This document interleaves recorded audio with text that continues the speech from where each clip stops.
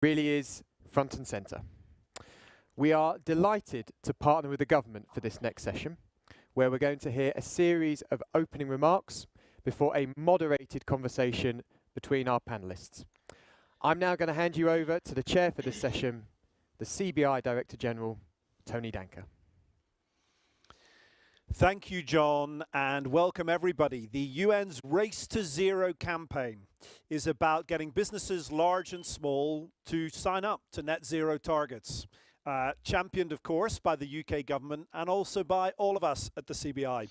There are a number of routes in. If you work for a large business, then it's pretty stringent. The targets are hard, you need a very strong evidence base, and it's all formally assessed. But if you work with an SME, then we're trying to make it easier for you to get on board and get on the journey. Now, over 2,000 companies have already signed up, which is great progress.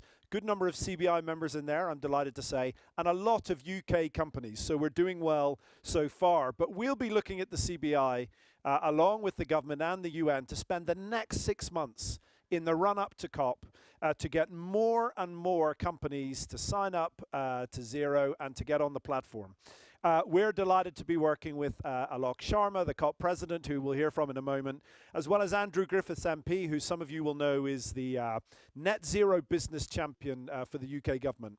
So thank you everybody for joining. We're bringing together both some of the CEOs and businesses who've been joining us all day for the B7 CEO conference, and many more of you joining us and the government in hosting this event live on LinkedIn.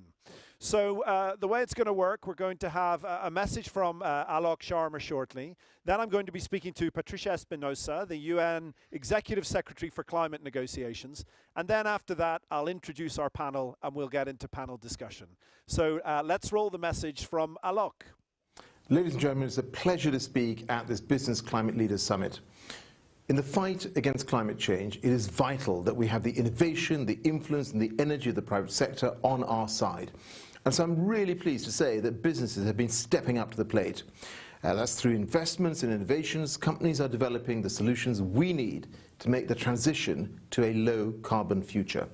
And momentum for real meaningful climate action is growing across the corporate world.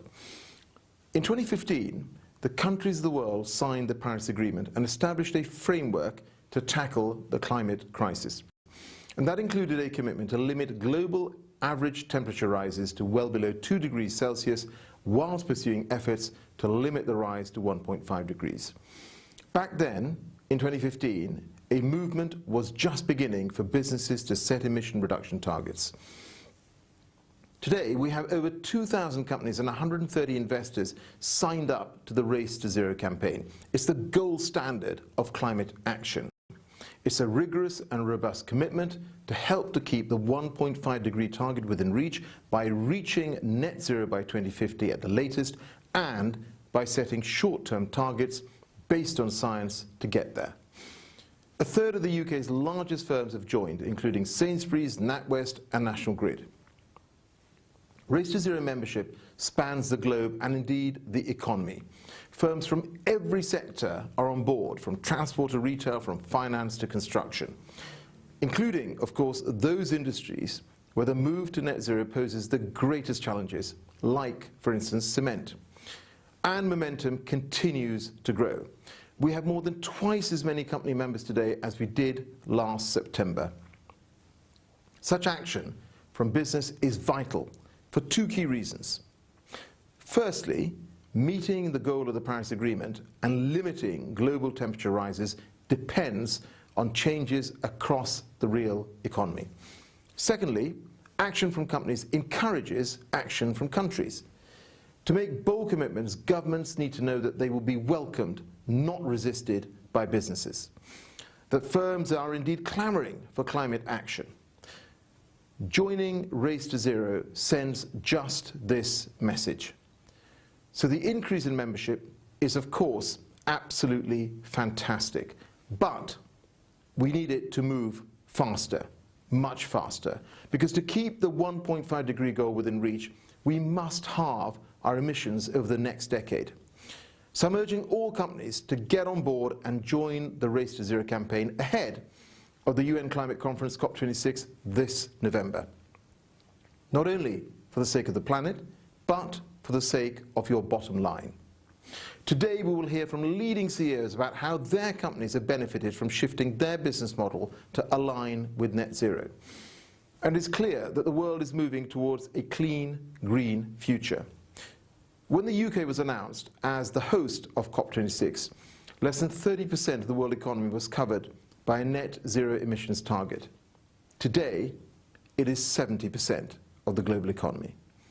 Every country in the G7 now has a short-term emissions reduction target that puts it on a path to net zero emissions. Wind and solar power is now cheaper than new coal and gas across most of the world. And the green economy presents huge commercial opportunities, whilst those that do not move now risk being left behind. Analysis suggests that together, 215 of the world's biggest companies have almost $1 trillion at risk from climate impacts. Yet, those same companies have the potential to gain double that amount from the move to green economies. Joining Race to Zero is a clear statement that you can see the possibilities our green future presents, and that you are determined to take them. It also tells your customers that you are serious about genuine climate action. So to those companies that have joined the Race to Zero, I say thank you. And now please encourage your peers to do the same. Get them to sign up. And to those companies that have not yet signed up, I say, please join us. Take the opportunities presented by the low carbon economy and play your part in this momentous year for climate action, the year of COP26. Thank you. Well, that is a pretty compelling opening from Alok Sharma, president of the COP conference later this year. And I hope you are all gripped by that and are already intrigued. Thank you again, all of you, for joining us at the B7 Climate Leaders Summit. And I hope now we can be joined by Patricia Espinosa, who is the UN Executive Secretary for Climate Negotiations. Patricia?